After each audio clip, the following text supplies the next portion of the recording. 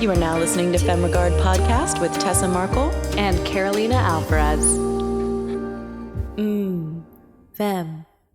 Welcome back, listeners. Apologies, as you can hear, I'm a bit sick, so my voice is a little rough. Carolina's going to kind of... sexy. I like it. She's going to take the reins on this one.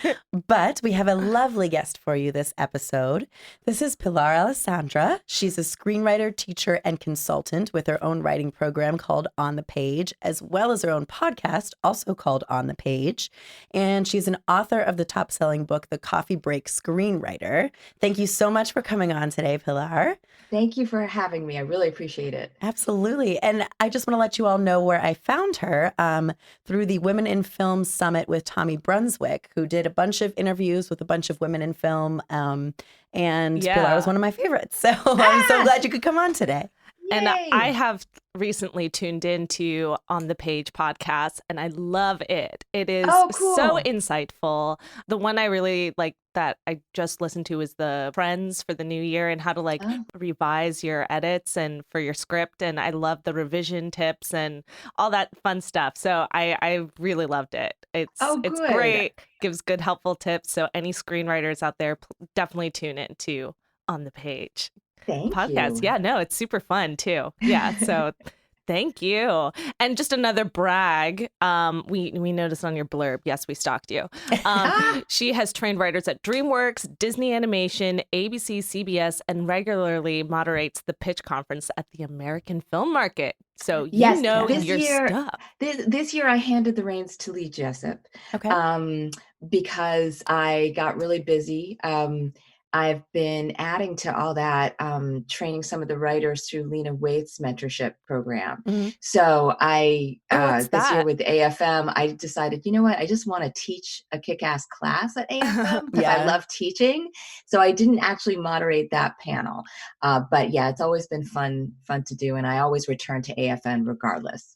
That's Wait, awesome. So AFM hosts teaching classes and there's a whole other than, because I know it for pitching your scripts, your films, that kind of scenario. So they offer other programs within it. Yeah. For the past, I guess the past 3 years that I've been there, I think I might have been the first experiment actually with this. I teach a class called You Had Me at Page 1, which is all about the mechanics and fun of actually writing, writing great character description and moving down the page and hitting tones and nailing your genre. And so all the fun stuff. Yeah. So that's the class that I teach there. Ooh, and will continue to do so. Oh my gosh, I wouldn't definitely check that out. That sounds super fun. Yeah. Awesome. And the things that you really want to, you don't always get to narrow in and focus on workshop, those segments, the fun stuff, like you said, you don't always workshop that. You workshop the editing and the whole outlining process, the outlining, the theory, what's the structure, and all that is really important. Agreed. But the reason that I called my business and my classes On the Page is because ultimately that's what it comes down to. So you can never forget the craft. I'm big on that. Take us back a little bit. What started your career that led you to launching your own writing program? What, just briefly, spark notes it, if you will. Sure. I would say, blissful ignorance. Hell yeah. I started because I was a reader at Amblin and DreamWorks. People had asked me to show them how to analyze scripts. And when I did that, they all got jobs. And I remember somebody going, "Oh, you're a really good teacher." So I started teaching how to be a reader at UCLA Extension. And then I loved teaching so much. I was like, I think I have a way into teaching screenwriting that nobody's doing right now because of seeing what people are sparking to and not sparking to on the page. And I'm going to start teaching that and see if it works. And it worked. And so I've been building on that year after year with the book and podcast and trying to refine my classes. I mean, even this year, I've been now teaching for 20 years. This year, I rejiggered my classes a little bit to make it, I think, more contemporary and more helpful. So I'm always kind of evolving the classes. Which is super important because, again, why I loved your latest backdrop on the 2020 is things are always changing in society and what's relevant and like how to bring that in too. And like as far as what people like to see on the Right. screen, the times are like the lengths, are changing, and it's a lot to keep up with. That's what we tell our listeners all the time. Like, we might say one thing one episode, but the next episode that could be irrelevant already or different, tweaked. Right. Like, because people are breaking the rules all the time. And that's so exciting. That's why we tune in and binge watch and all that, is what new thing are they going to come up with now? And so it's great. So rather than writers try and sort of keep up with everything, it's almost better if they just, sort of follow their gut and every once in a while break a little rule. And that could be exactly the thing that is the hook of their script. And would you say in order to break the rules, you really got to know the rules? Are you a believer in that? I am, but those rules are also, they don't have to be so specific. When we're talking about knowing the rules, we're just talking about, okay, what is sort of this gut structure that people have been feeling over the years as far as what makes a beginning, middle, and end? And my response to that is, yeah, it's a beginning, middle, and end. Where do you think you're really launching? Where are you heightening? Where are things going south? And how do you complete? And once you know those markers of your script, then you can play around with them. But if you're completely lost going in and haven't had it just that plan, yeah, it might be a little crazy. So when we talk about rules, we just mean like, know that you need a plan, have those markers and then experiment within them. Amazing. Yeah, totally. I agree with that. So a bunch of our listeners are, new, green to the industry, and some of them might be first time like writers trying to, do their first script, like first feature or first episodic. What tips would you give, like the top do's and don'ts when you're first, like, doing your first draft or, first, big project like that? I think your first draft, stop micromanaging. So many people focus on the things that they should be focusing on in their rewrite. Again, it doesn't matter if you have a first act, and it's beautiful if you never finish. So remember, you're doing this only for you. Don't show your pages to everybody along the way. Just do a rough draft. Some people call it the vomit draft or whatever. But the idea is, you got to spill it out. Yes. And then go back in and nuance and edit and add and all those things that you're dying to do. If you just keep going over and over the same thing, you're going to get stuck. Absolutely. And would you say then, how do you know when you have a good first draft or even finished draft? In what process? I mean, do you show it to like 10 of your friends or people that you think are writers? Like, when do you know you feel like I have this polished enough to then go into a pitch room or, Yeah, I think when it meets your original intention. So you've done your first draft. Again, I wouldn't show it to people right away. I would go back in and do a gut read, right? You read it and you think, okay, does this meet my original intention emotionally, through story, genre, etc.? And if where it doesn't, you go back in and you revise that. And you keep revising yourself until you go, yeah, this is what I think I had in mind. And that's why we always go back to the log line. People are like, ugh, log lines, right? But a log line is a one sentence description of the story. And it becomes that reminder of what you intended when you started out. So if you go back and you go, yeah, it meets the log line and emotionally it meets what I want, then it's ready to show people. And even then, you want to treat everybody like a genre expert. What are these people good at that I'm getting notes on? Don't chase every note. Just go, oh, well, my horror person says this, and my relationship person says that. Okay, I think that I'm finding a useful note within that. I'm going to address that. And then you send it out to industry and, don't follow another note until somebody pays you to do so. That's important. I like that too, because it's easy to get overwhelmed with different voices in your head, when people are starting to chime in their opinions.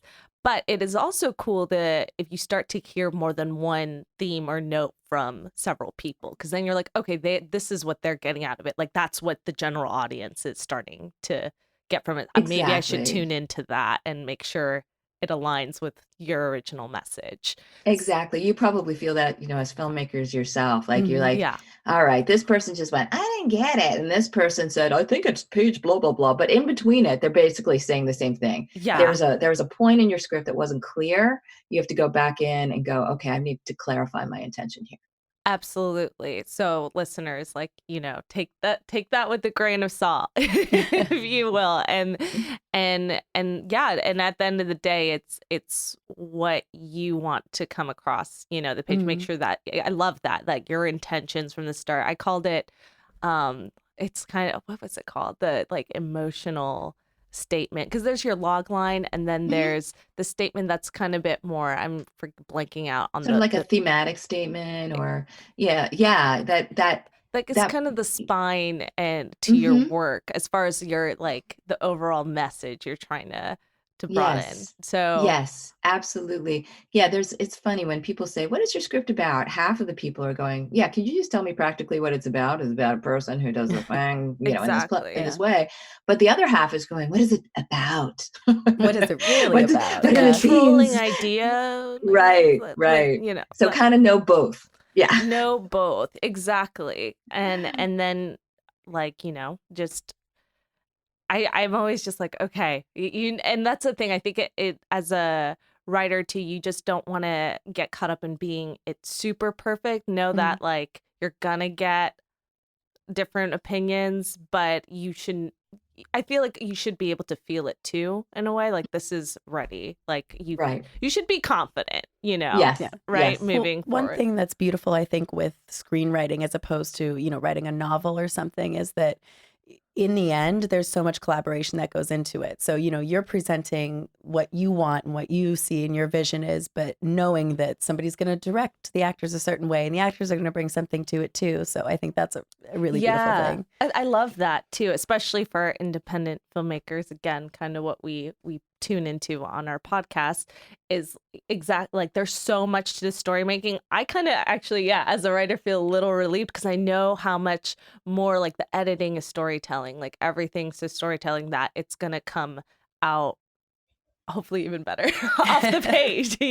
Everything's just gonna lift itself and the actors are gonna bring something to it. But I think that might be again a little bit different for those who are just screenwriters, and I don't know how to speak to them. I don't know, Pilar, if you could say anything for those who are trying to really get into screenwriting specifically. Let's talk about that. Yeah. Just if we have some listeners out there who are just super focused on screenwriting, do they need an agent? How a little bit about how they can get their first feet through the door. Well, I think what you're talking about as independent filmmakers is so important because there are so many different platforms and ways to tell stories right now. For screenwriters, it's not a bad idea to think about filming something and to sort of, put their iPhone on a short form subject and see how it feels to tell a story that way. I'm not saying that every screenwriter needs to now, become an independent filmmaker, but it might. eh, Sometimes when you do put out your own original material, it's another way to get eyeballs on your actual writing. Yeah. So that is actually something that I recommend in addition to trying to get representatives to read your stuff. It used to be in the old days when I was just starting out as a reader, you only had an agent. That was it. Not even managers. It was an agent. And they were very hard to find. But now there are all these ways to get discovered. So what you're talking about as an independent filmmaker is valuable. That said, yes, people usually need some kind of representation, and it's hard to get. There are managers and there are agents. Managers manage your career. So let's say you have a TV show, a movie, even a play. That manager is going to look at all of your material and go, okay, let's throw this spaghetti against the wall in these different ways, see what lands, see what sticks, and then that's like one of our favorite sayings on the see show. What sticks? Yeah, throw the spaghetti on the wall and see what You know sticks. what? Season I one, told you people say that. You didn't believe me. I didn't. I was like, who says that? And now it's become a thing on our show. Old-timey people like me say throw the spaghetti against the wall. You know what it comes from is like you have to throw the spaghetti against the wall. If it sticks, it's ready. Yeah. Like that's the deal. It's like if it slides down, there's not enough starch in it. Yeah, trust me. But yeah, or something like that, or there's too much. But yeah, so the manager is going to like test out all this material and then say, okay, I've got these places for you to go and take meetings and things like that. An agent actually sells your material. An agent is the one who's licensed to make a deal. So in the old days, it was like you had an agent and that was it. But agents got overwhelmed with developing material. Managers help you develop material and look at sort of the holistic kind of process there. Okay. Then there are people like me who managers have gotten overwhelmed. So now script consultants can consult with you and help you develop your material so that it's ready for a manager. I know there's a lot of tiers and you certainly don't need to have a consultant, but just in case you're wondering where consultants sort of fit into all that. Oh no, that's cool. Yeah. But as far as actually getting a manager or an agent, again, these days they're looking for unique and diverse voices. They're looking for, stories they've never seen, ways to tell stories that haven't been told before. Okay. People at the center of them that are unique characters, which again is why, might want to think about putting something on the web, because if, let's say it's like Issa Rae, who did Awkward Black Girl. Okay. And that became Insecure. Okay. Yeah. So, there are ways to get an agent or manager's attention that are not the conventional ways of writing a letter to them, asking if they please read something. Right. It's kind of not, that's hard to do. So, but there are all kinds of ways for your incredible material to get people's attention. It just needs to be incredible. You have to actually write this thing and write it really well. Yeah. And also be writing more. Yeah. To sort of switch gears a little bit, for people that are interested in scripts and screenwriting, but maybe not writers themselves and want to get into script consulting or reading scripts for studios and stuff like that, how does one follow that path? Oh, it's tougher now because when I was reading in the 90s, God, I'm so old. When I was reading in the 90s, girl, you look amazing, by the way. The skin is glowing from the screen, you guys. I wish you can see her. So just Thank saying. you. Of course. I appreciate that. I dip my face in olive oil every day. But are you Italian, Pilar? Is that where Alessandra? Is that where you would think I was, but actually I'm Greek. Okay. Yes, okay. close. Yeah, very like the olive oil. What are we getting at here? The pasta. But so at the time when I was reading, there were so many freelance reader jobs. Like I made a living reading not only for one company, but also cheating on them with two other companies. Okay. And I would read, you get a certain amount of money per script and more money if it was an overnight and more money if it was a manuscript and all kinds of stuff. So you really could make a fun living, especially if you were in your 20s, and didn't want a real job. But now they have come to rely on their interns that don't make much money at all to do a lot of the reading for them. Or if you're an assistant, the scripts get piled on top of it, and they do a lot of the coverage. So it is harder to make money as a freelance reader. If you're interested in being somebody who's on the development side, I would have a track of being a creative executive or producer, which means that you're okay with your first job being an assistant to a creative executive or a producer, because that's where you're going to be reading and helping develop scripts and eventually getting into an executive position. So if you're not interested in that, just write and get a different kind of a job, and maybe get a job on a set where you can also learn the production side of it, so that you can maybe also thinking about being an independent filmmaker. You get that skill as you're writing, so that you could write and direct. I need to hear this. This is what I need. Okay, good. Yeah. That's what I would be thinking about. If I was a screenwriter starting in 2020, I would be looking toward that path, not doing what I do. Yeah. Why be analyzing other people's scripts when you could be writing your own?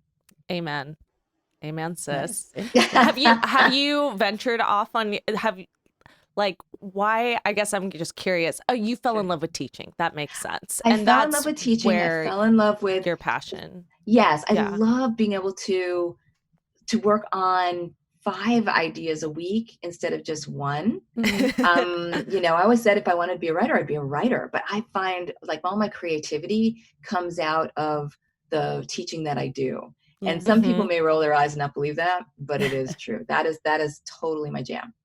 Okay, love that. And for like an independent filmmaker as myself, writing working on our first feature, it's our baby.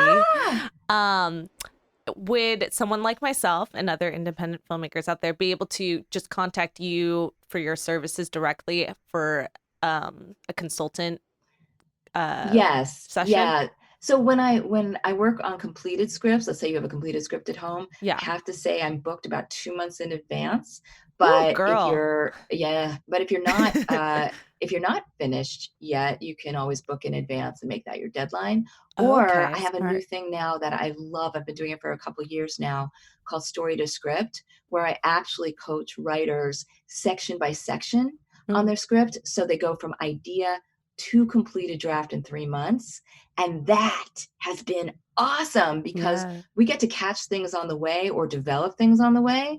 And it has been great. The writers, the finished products have been wonderful. So when they're done, it's rewritten basically by the time they're done with the first draft. So what's the program called again? That's called Story to Script. And it's a coaching, like a 5-session kind of coaching thing. It sounds so like, I don't know. I feel like I'm selling something, but I'm genuinely excited about it. As someone who's been working on this, I did my vomit draft, and then we've gotten a really solid proof of concept, but then I still have to finish the whole, I have the outline done, but I still have to do the whole thing, and it's still not perfect. It's not going to be perfect till I write the whole thing, and then, but if there's some areas you can catch on, it does save the rewrite, that's why I tried to make a very descriptive outline and then start my voyage to continue it after I've gotten my kind of vomity stuff out of the way. Because then I understood the world, the characters, and now I have a solid grasp on who they are and where they live. And I feel like I can write better. But, there's certain plot points where I'm like, is my B plot working out for me with my A? I'm nervous about that. Yeah, to have somebody else's opinion on that along the way is, I think, really helpful. Well, I'm going to tell you something. It's going to drive you to drink a little bit. Which okay. Thanks, girl. My feeling about outlining is the looser, the better. I actually, especially in the Story to Script thing, we go from marking out those tent poles to going right to the page. Okay. Because I love that. I actually find that people, they discover things about their characters and world along the way. So I would even say for your next project, don't put yourself through that. Give yourself, where you're going to go. You don't need to over outline. You don't need to get everything right in the outline. Yeah, by outline, I haven't over outlined anything. Good. Really, I started to, but that's the thing. I find that I discover things as I write, and it's okay if I have to rewrite a little bit later on, but I like that discovery, because I had a friend who was super pages and pages of these in-depth outline. I'm like, am I doing this wrong? I don't have a whole notebook full of the exact, it was so detailed. I was like, whoa. But I mean, everyone's gonna do it differently though, too. Right. Everybody has a different process that works for them. Yeah. But some people feel they have to do these really specific outlines, and they don't. They don't. I love that. That is nice to hear. That did not drive me to drink, girl. That was just like, cheers. Let's go. Just real quick, about your book, because I'm curious. It was the whole idea. I'm sorry if I butcher this. You can correct me, but it's about screenwriting 10 minutes at a time. Like, is this like on your lunch break kind of ordeal? Like, what inspired this idea? I love it. Well, what sparked it was when I first started teaching screenwriting.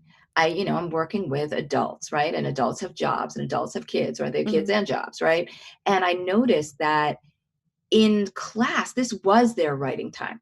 So I would say, like, well, let's try this out. And in less than 10 minutes, in 5 minutes, they would, with some focus, be able to come up with something brilliant. Yeah. And so what I realized was, if you give somebody 10 minutes of focus and a direction, they will knock something out of the park. So the idea is, you may be busy, but in those moments that you have focused downtime, instead of going to social media, right? You could spend 10 minutes and you could find all those tentpoles in 10 minutes. Or you could take a character and do a voice pass in 10 minutes. I mean, there really are things that you can do. Now, can you write a whole script in 10 minutes? No. But if you can develop it 10 minutes at a time. And so I would do this in class. It worked. And so I created the book, The Coffee Break Screenwriter, so that, you don't have to like be somebody who has all the time in the world. Nobody can afford that, to write their script. Yeah, not these days. Yeah. Sorry. Exactly. I love that. I actually, is there an audiobook version? I was hunting it down. No, there isn't. I've actually run it by my publisher, and they've said no. Do they not live in LA? Hello. I know. One of these days, I'm just going to do it myself. It will be full of ums and uhs and stuttering, but it will be there. I'll edit it for you, girl. I'll edit your Thank you. There you go. Hello. I appreciate it. Femme regard. Call us. Okay. No, I'm serious. Well, let our listeners know before we wrap up how they can find you, what your website is, if you want to share any social media, all that kind of stuff. Sure. Everything, just sort of a catch-all for everything, is on the page.tv, like television. And that has a list of all my classes. I do online classes as well as in-person classes now. And those are real-time video conference, like what we're doing. Nice. And so I love doing that too. Then there's the consulting is on there. There's a link to the podcast, which is also, you can find on any place you can find podcasts, called On the Page, and a link to where you can buy books. So really, I just send everybody there, on the page.tv. And I would love to see people in class. Like I said, that's my favorite thing. Amazing. I love that. Pilar, this was super helpful. I'm so glad you were on the show. And guys, thanks for tuning in. Absolutely. And thank you, Pilar. Thanks. Thank you. Take care, you guys. Thanks for listening to Femme Regard podcast. If you like what you hear, tune in next time for more tips on the filmmaking business and insightful conversations with industry professionals over tea. We can only grow with your support, so please subscribe, share, rate, and give us a 5-star review on Apple Podcast. If you leave us a great comment, we might give you a shout out on the show. For more on us, check us out at femregard.com.